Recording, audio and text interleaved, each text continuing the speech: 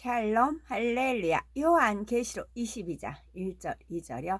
또 그가 수정같이 맑은 생명수의 강을 내게 보이니 하나님과 및 어린 양의 보호자로부터 나와서 길 가운데로 흐르더라.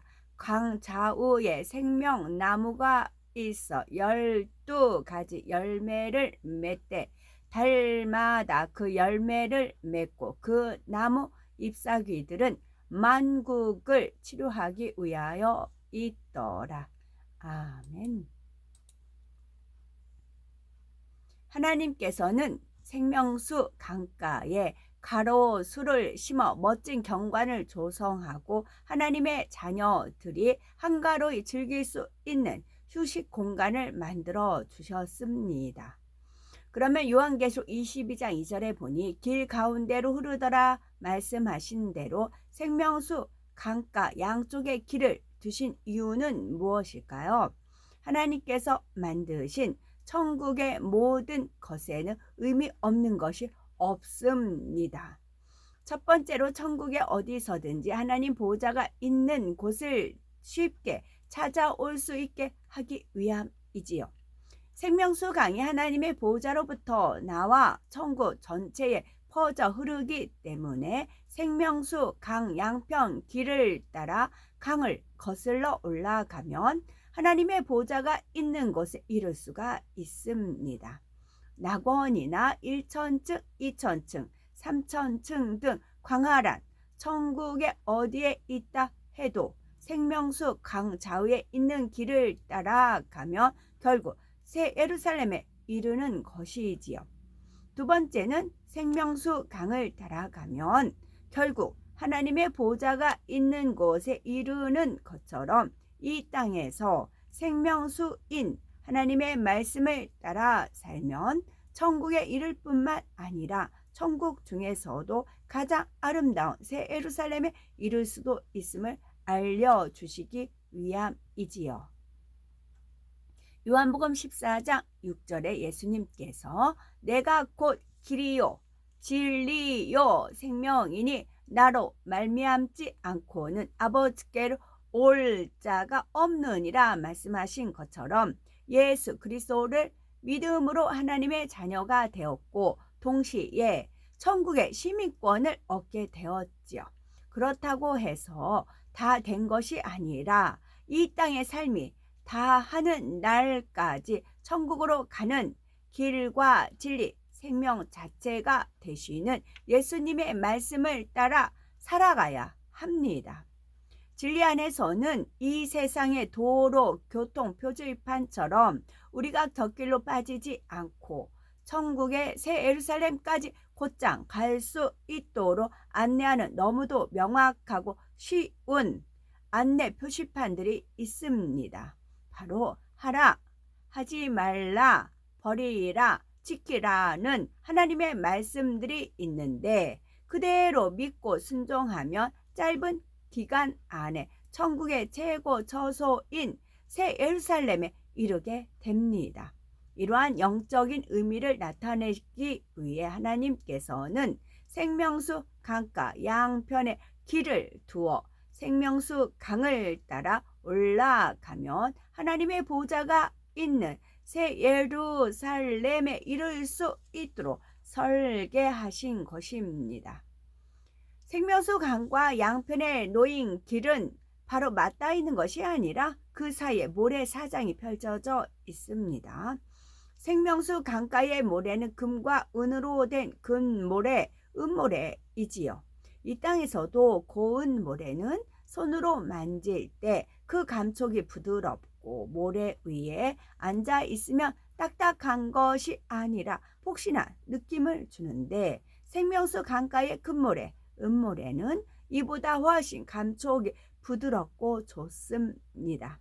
그리고 종류도 우리 눈에 보일까 말까 하는 작은 모래부터 아주 굵은 모래에 이르기까지 매우 다양하죠. 그 위에서 아무리 뒹굴고 뛰놀아도 결코 먼지가 날리거나 옷에 묻지 않으며 모래가 눈에 들어가 해를 입는 일도 없답니다. 또한 생명수 강가 좌우에는 쉼이 큰 생명나무들이 쭉 늘어서 있는데 12가지의 실과를 맺는 12종류가 있지요. 생명나무 한 그루에 12가지 실과가 한꺼번에 맺힌 것이 아니라 각각의 실과를 맺는 12종류의 생명나무가 있는 것입니다. 그러면 요한계시록 22장 2절에 생명나무들이 12가지 실과를 맺히되 달마다 그 실과를 맺힌다고 했는데 무슨 의미가 있는 걸까요? 이 땅에서 계절마다 열매 맺는 과일이 다른 것처럼 천국에서도 12종류의 생명나무가 번갈아 가며 과실을 맺는다는 의미는 아닙니다. 실과가 사라지거나 없어지지 않고 늘 맺혀 있는 것을 사람들이 이해하기 쉽게 표현한 거지요.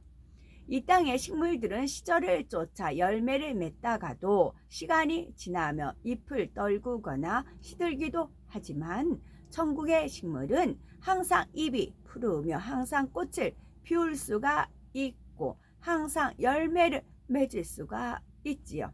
따라서 생명수 강가의 생명나무에도 과실이 항상 맺혀 있고 누군가가 생명나무 과실을 따면 그 자리에서 과실이 생성되어 나옵니다. 천국에는 모든 처소의 각종 과일 나무들이 있는데 생명나무에서 나는 과일은 생명과일이라고 하죠. 12가지 생명과일은 각각마다 빛과 크기와 모양과 맛이 다릅니다. 창세기 2장 9절에 보니 여호와 하나님이 그 땅에서 보기에 아름답고 먹기에 좋은 나무가 나게 하시니 동산 가운데에는 생명나무와 선악을 알게 하는 나무도 있더라 했는데 생명과일과 선악과는 이 땅의 과일 중에서 보통 멜론 정도와 크기가 비슷하지만 모양과 빛깔은 확연히 구분됩니다. 선악과는 복숭아와 비슷한 모양의 분홍빛을 띠고 있는 반면에 생명과일은 사과와 비슷한 모양을 하고 있으며 약간 붉은색을 띠고 있지요. 아주 빨간색이 아니라 약간의 홍조를 띠며 아름다운 빛을 냅니다.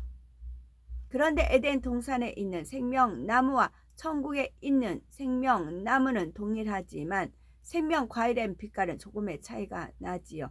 이 땅에서도 똑같은 사과라 해도 빛이 있을 때의 사과 빛깔과 빛이 없을 때의 사과 빛깔이 다르듯이 동일한 생명과일이라도 공간의 차이로 인해 그 빛깔이 다르다는 겁니다. 시편 1편 2절에서 3절을 보면 오직 여호와의 율법을 즐거워하여 그 율법을 주야로 묵상하는 자로다. 저는 시냇가에 심은 나무가 시절을 쫓아 과실을 맺으며 그 잎사귀가 마르지 아니함 같으니 그 행사가 다 형통하리로다 했지요.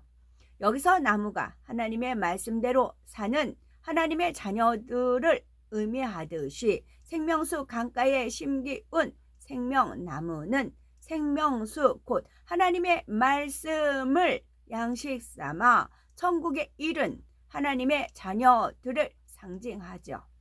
하나님께서는 12가지의 생명나무를 주셨는데 12의 영적 의미는 무엇일까요? 우선 12, 12에는 만국, 12, 12는 만국입니다. 성경을 보면 야곱의 12 아들로 인해 이스라엘의 12지파가 형성되었고 이를 통해 만국의 하나님의 나라가 형성되었죠. 또한 주님의 12제자를 통해 만국의 복음이 전파되어 만국 백성 중 많은 이들이 구원을 얻어 천국에 들어갈 수 있게 된 것이죠. 이처럼 만국 백성 누구라도 예수 그리스도를 믿고 하나님의 말씀을 양식 삼으면 천국 백성이 될 수 있다는 의미를 나타내기 위해 생명수 강가에 12가지의 생명나무를 두신 것입니다. 다음으로 12세 12의 의미는 빛의 수로서 빛이신 하나님의 말씀대로 살아서 빛의 자녀가 된 영혼들에게 하나님께서 영생을 주신다는 의미가 담겨 있습니다. 물가에 심겨진 나무는 뿌리를 강변에 뻗침으로 물을 흡수하여 그 생명이 유지되듯이 빛이신 하나님의 말씀대로 산 빛의 자녀들은 하나님께 영생을 얻게 되는 것이지요. 따라서 12가지 생명나무에 맺히는 형형색색의 생명과일들은 성도들이 하나님의 말씀인 빛 가운데 살 때 맺히는 빛의 열매, 성령의 열매, 의의 열매 등을 상징합니다. 생명나무의 잎사귀들은 진한 녹색의 반짝반짝 윤기가 흐르며 이 땅의 잎사귀보다 더 넓고 큽니다. 시간이 지난다 해도 시들거나 지지 않으며 영원히 푸르른 빛을 발하는 잎들이 생명나무의 가지런히 질서 있게 나 있지요.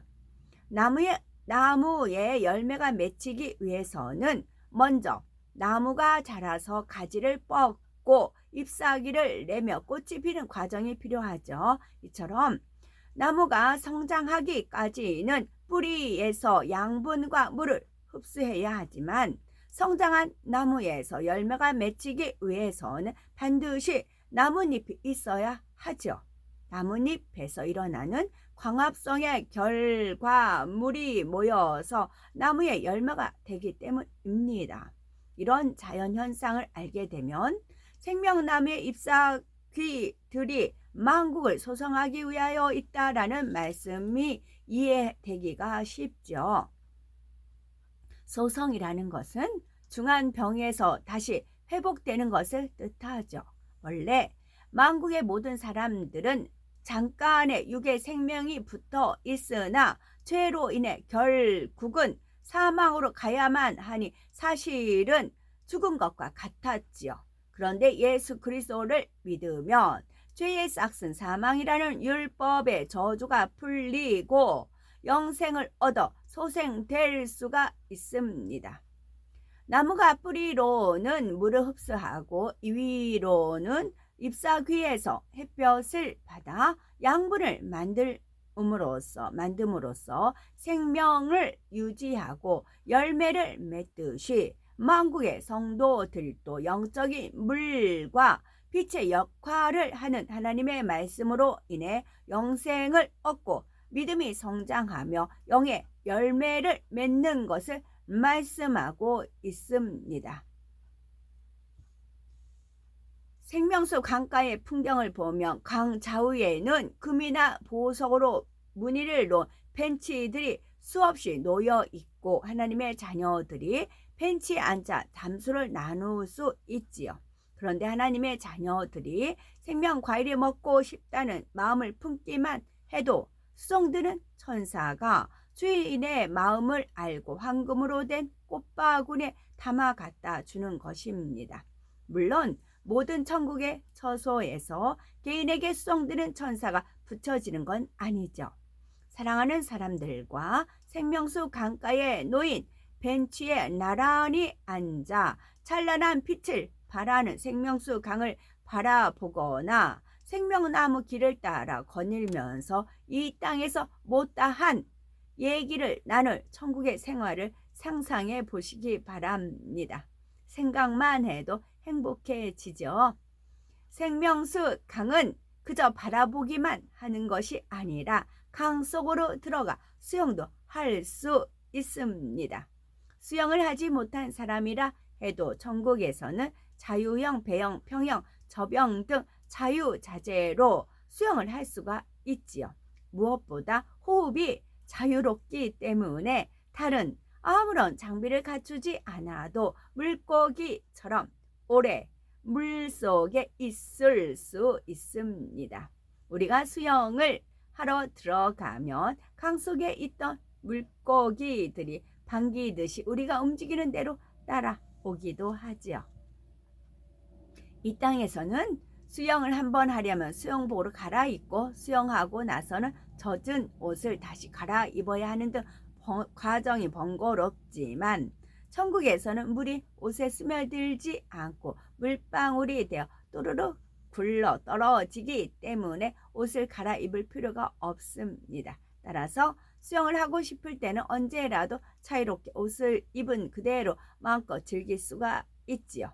네, 수영복이 있다는 말 들었어요. 천국 다녀보셨다는 분 말씀이 수영복이 엄청 많더라. 어느 보니까 천국에 가는 길이 육적으로는 좁고 험난해 보일 때도 있지만 예수님께서는 생명에 이를 수 있는 길을 택하길 원하십니다.